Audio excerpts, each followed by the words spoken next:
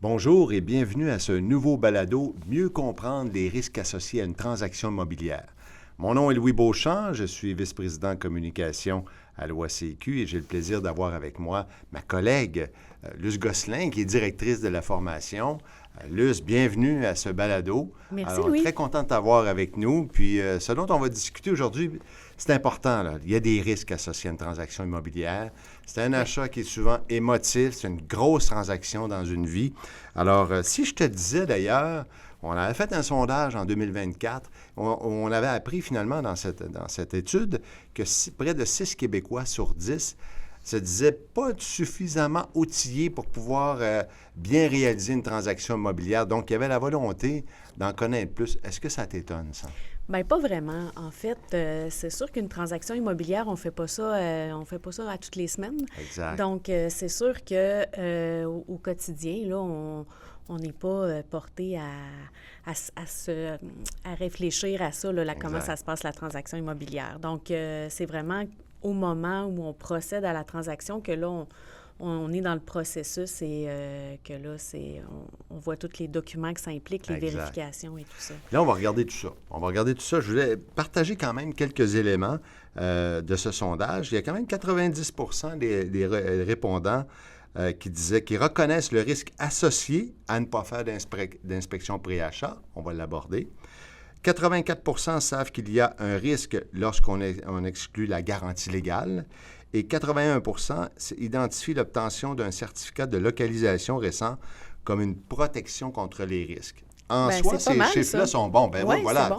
Puis on va avoir l'occasion d'en parler plus en détail, là. Tout de même, c'est un peu ça, dans le fond. Qu'est-ce qui fait on tient cette activité du mois de la littératie immobilière? Ouais. Ben, faire en sorte que tu dis, partant de ces chiffres-là, l'OACQ, on s'est donné quand même, par notre mission de protection du public, de dire, on va aider le public, justement, à mieux s'y retrouver. Alors, peut-être dans quelle mesure c'est important de faire une inspection pré-achat? Bien, quand on parle de revente immobilière ou même avec un immeuble neuf, l'inspection va permettre à l'acheteur de savoir, en fait, c'est quoi le produit qui achète. Exact. En toute connaissance de cause. Donc, ça va lui permettre un paquet de choses. Premièrement, de voir qu'est-ce qui va être à améliorer à la propriété. Fait que l'acheteur va pouvoir prévoir peut-être des rénovations, des travaux qu'il y aura à faire. Donc, de voir est-ce que j'ai le budget pour ça et tout ça.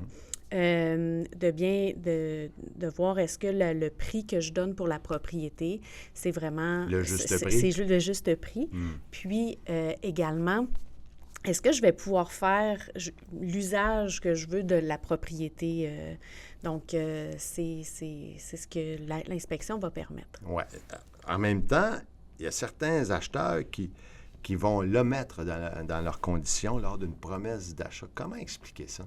Bien, il y en a qui vont penser que si je ne mets pas de conditions d'inspection, bien, de un, j'enlève le délai de l'inspection, je vais rassurer le vendeur. Le vendeur, il va être content là, de ne pas avoir cette condition-là, mais ce n'est pas la bonne façon de procéder. C'est parce que ça comporte des risques, justement. Exactement. Et, par exemple, peut-être quelques risques qu'on peut mentionner. Bien, c'est sûr qu'on n'est pas tous experts au niveau de la structure de l'immeuble ou en bâtiment. Donc, à ce moment-là, peut-être qu'il y a quelque chose que, comme acheteur, je vais visiter une propriété, j'ai un coup de cœur, tu l'as dit tout à l'heure, c'est un achat émotif, c'est tellement beau, mais peut-être que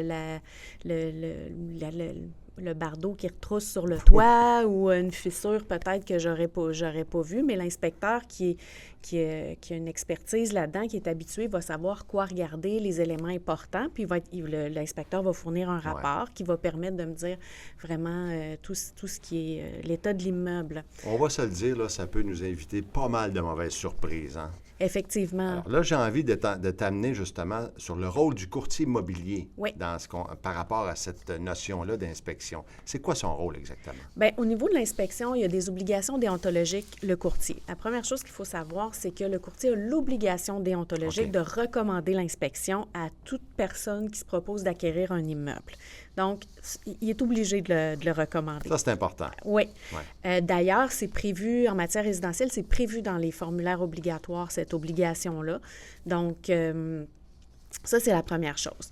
Le courtier va recommander aussi de faire appel à un professionnel qui a une assurance responsabilité professionnelle, qui respecte des normes de pratique, qui doit fournir un rapport écrit à l'acheteur. Donc, il y a des règles comme ça qu'il doit respecter. Donc, ça, c'est la première des choses. Après, bien, c'est à l'acheteur de décider s'il veut faire ça lui appartient, là, le choix de faire ou non cette inspection. Ouais. Mais si l'acheteur dit, bien, moi, je ne veux pas la faire, le courtier doit quand même... C'est important lui qu'il exposer dise les risques. Exactement, de ne pas le faire. Effectivement. Exactement. L'autre chose que j'ai envie aussi de relever, c'est que il y a, évidemment, les courtiers immobiliers en connaissent, les inspecteurs en bâtiment, pas mal plus que le grand public, bien souvent. Alors, il y a quand même des règles par rapport à ça. Il ne peut pas recommander, par exemple, tel ou tel inspecteur en bâtiment. C'est quoi la règle par rapport à ça? Bien, en fait, le courtier a quand même un rôle un devoir d'information, puis il peut conseiller son client, puis souvent, l'acheteur va dire, bien, moi, je fais affaire avec un courtier parce que, justement, je veux qu'il m'aide dans ma transaction. Le courtier, il peut pas recommander, il peut fournir une liste d'inspecteurs aux consommateurs. Et la règle, c'est qu'il doit comporter au moins 2 noms. Donc, c'est 2 et plus. D'accord. Donc, l'idée, c'est de fournir une liste pour que l'acheteur, peut-être, ça lui donne un coup de pouce, mais c'est l'acheteur à la fin qui doit choisir son inspecteur. Est-ce qu'il peut offrir de payer l'inspection en bâtiment dans son offre de service? Bien, c'est pas recommandé à cause de l'apparence de conflit d'intérêt qu'il pourrait y avoir, parce que on pourrait penser que le courtier puis l'inspecteur sont de connivence, ou que l'inspecteur... pourrait cacher des choses. Ben oui, ou même si c'est pas l'intention là, à la base, ben normalement, on essaie de garder chaque professionnel avec son expertise. Donc, le courtier, lui, il va agir au niveau de l'opération de courtage, puis on va laisser l'inspecteur. Fait qu'on essaie de garder ça séparé. On va parler aussi de la garantie légale. Ça, on voit ça, des propriétés à vendre sans garantie légale, ou encore dans le cadre d'une transaction, d'une offre d'achat, de renoncer à la garantie légale. Ça aussi, ça comporte des risques. Oui, il y a des risques pour l'acheteur, c'est important qu'il le comprenne. Puis, pour le vendeur, il y a des impacts aussi. Donc, le courtier, à la fois, si son client, c'est le vendeur, bien, il doit lui expliquer les impacts de vendre sans garantie légale de qualité, puis pour l'acheteur aussi de comprendre c'est quoi les risques. Et c'est quoi ces impacts-là auxquels il pourrait s'exposer? Bien, en fait, pour le vendeur, de vendre sans garantie légale, c'est que ça pourrait diminuer peut-être l'intérêt d'un acheteur. Ah, d'accord. Parce que des fois, il peut se dire, bien, pourquoi c'est vendu sans garantie légale? Est-ce que je devrais avoir peur de quelque chose? Donc, ça pourrait diminuer l'intérêt de certains acheteurs. Puis pour l'acheteur, bien, c'est sûr qu'il se prive d'une garantie. Fait que si, par exemple, il remarque un vice caché après l'achat, bien, peut-être que là, à ce moment-là, ça le prive de certains recours qu'il pourrait avoir. OK. Bien que la garantie légale de qualité, on le voit bien, offre une protection, il est toujours recommandé aussi à l'acheteur de faire inspecter la propriété. Puis là, il y a aussi toute la question du certificat de localisation. C'est un autre élément extrêmement important dans une transaction. Pourquoi? Qu'est-ce que c'est exactement? De quoi parle-t-on? OK. Bien, le premier élément au niveau de l'inspection, effectivement, s'il y a une propriété qui est vendue sans garantie légale de qualité, c'est d'autant plus important de faire l'inspection. Ah, d'accord. OK? Fait qu'il y en a qui vont dire, c'est vendu sans garantie légale, je ne ferai pas d'inspection. C'est vraiment important, particulièrement. Peut-être même plus. Peut-être même plus. Au niveau du certificat de localisation, bien, c'est un document qui permet là, on a parlé de l'inspection, ça dit la qualité du bâtiment, mais le certificat de localisation permet de dire c'est quoi le bâtiment. Donc, avec les mesures, on a un plan. Les limites de propriété. Les limites dans les servitudes et tout ça. Exact. Donc, dans un certificat de localisation, c'est un document qui est en 2 parties. Donc, il va y avoir un plan, donc où on va vraiment voir les délimitations du terrain avec tout ce qu'il y a dessus. Puis, il y a une partie rapport aussi qui va avoir plusieurs informations par rapport au zonage, par exemple, ou des règlements municipaux, des choses comme ça. OK. Ça, c'est important, là. Et puis, ce qui est important, c'est que je lisais, tu sais, on dit que, en fait, pourquoi ce document-là doit-il avoir moins de 10 ans? C'est parce que il y a des...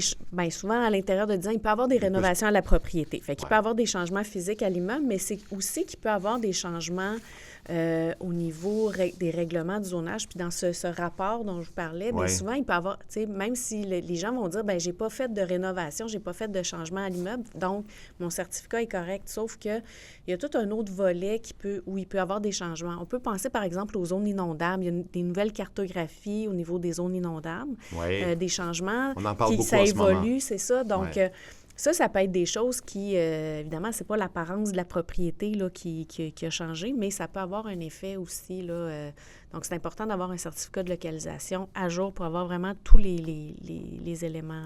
Encore ici, c'est quoi le rôle du courtier immobilier? Alors, au niveau, le courtier qui va représenter le vendeur doit recommander à son client de demander à un arpenteur géomètre de produire un certificat de localisation le plus rapidement possible. Okay. Parce qu'il y a des délais au niveau de la production du certificat de localisation, ça peut être assez long. Puis, une fois qu'on reçoit le certificat de localisation, il faut donner un délai au notaire pour vérifier le document.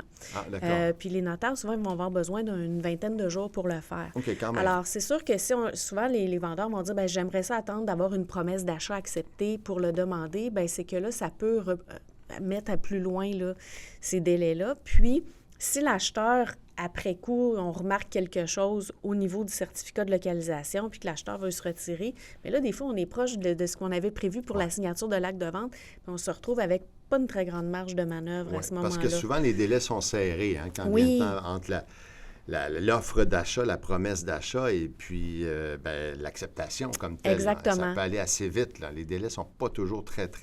en tout cas, ils ne donnent pas autant de délais. Là. C'est ça. Puis oui, il y a un coût qui est rattaché à ça, le certificat de localisation, mais sur l'ensemble de la transaction, là, ça vaut vraiment la peine de le faire d'avance. Là, il y a une notion qui est un petit peu compliquée puis qui, je pense qu'il vaut la peine qu'on s'y arrête un peu.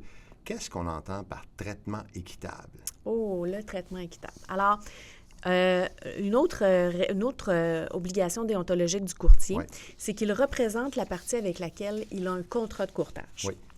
Alors que ce soit l'acheteur ou le vendeur. Il peut avoir un contrat de courtage-vente ou un contrat de courtage-achat. Donc, il représente cette partie-là. Qu'est-ce que ça veut dire? Ça veut dire qu'il doit protéger et promouvoir les intérêts de cette personne-là. D'accord. OK?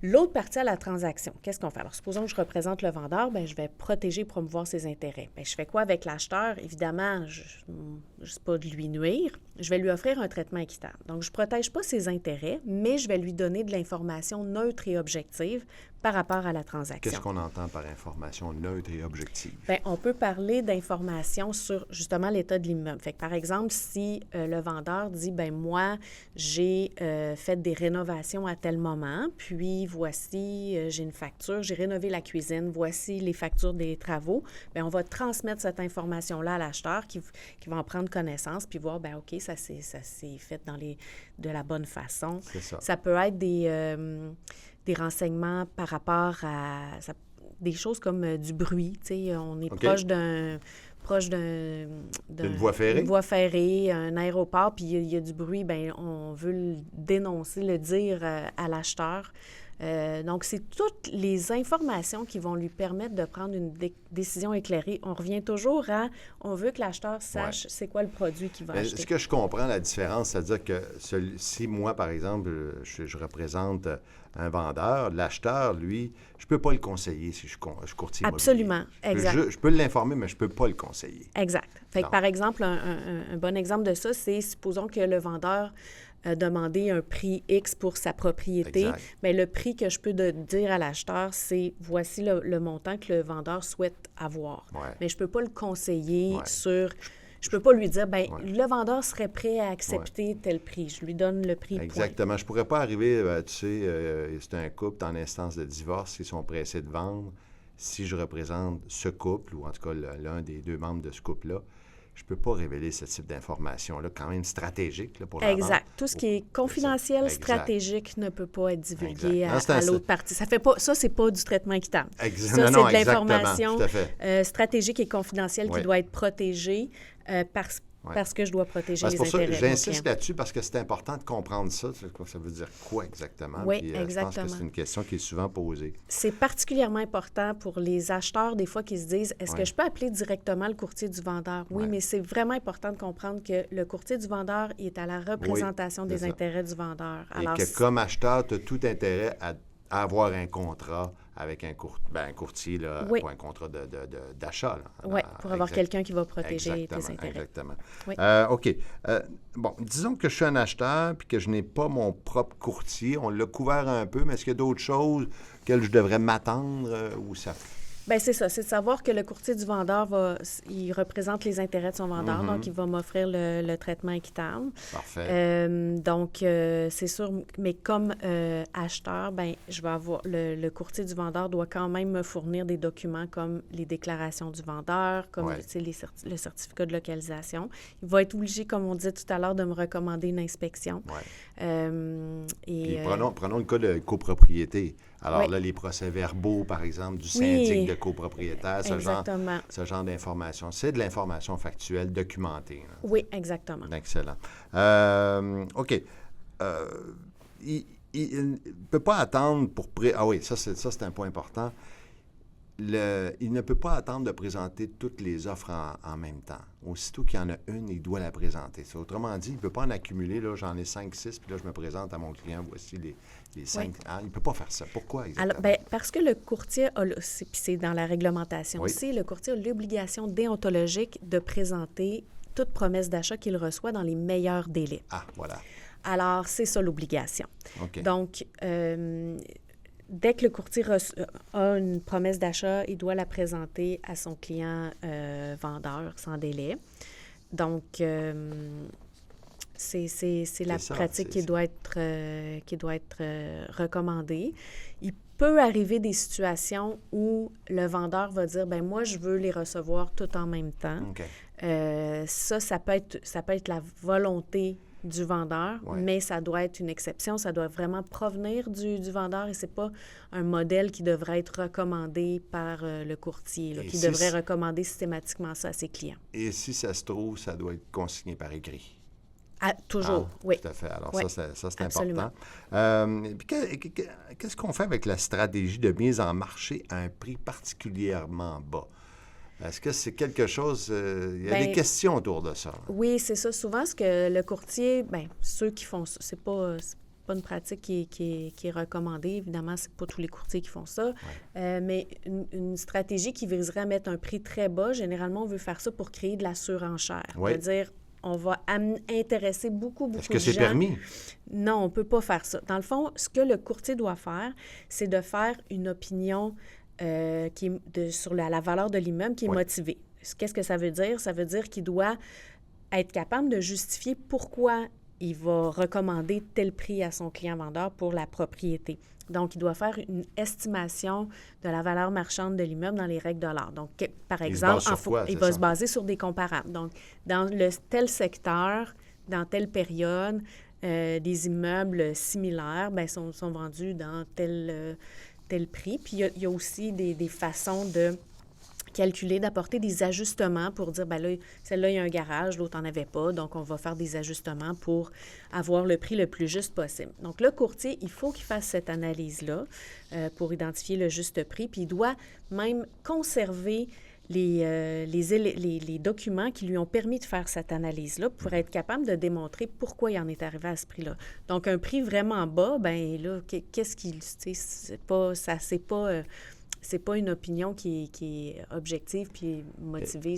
Est-ce que le même raisonnement s'applique pour un prix trop élevé? Parce que là, évidemment, un prix trop élevé, la maison se vendra... En fait, la propriété ne se vendra pas, mais est-ce que c'est quelque chose où là, il y a encore des règles par rapport à ça?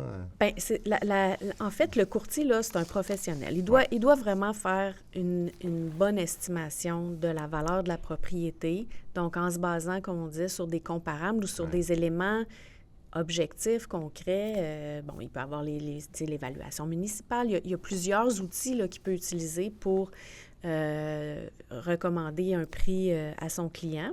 Évidemment, ultimement, c'est le vendeur qui va décider le prix sur les recommandations de son courtier.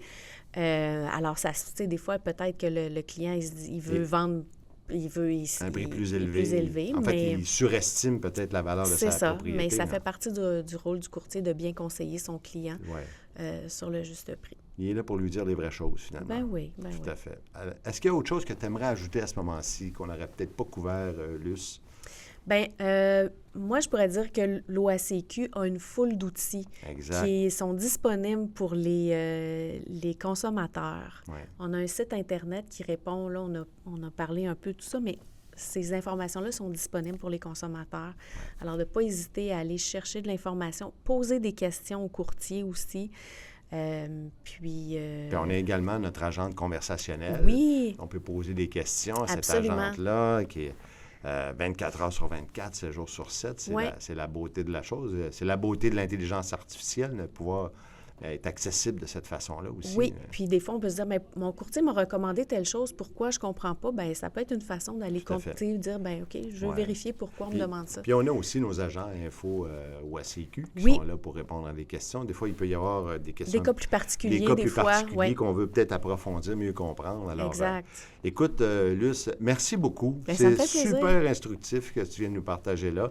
Je pense que ça sera utile. Et vous, en tout cas, qui nous écoutez, j'espère que vous avez apprécié et que c'est beaucoup plus clair pour vous. En tous les cas, si jamais vous avez besoin de plus d'informations, oacq.com, on vous a parlé de notre agente conversationnelle.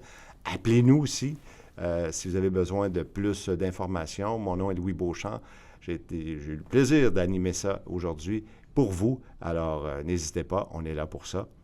Bonne fin de journée. Merci.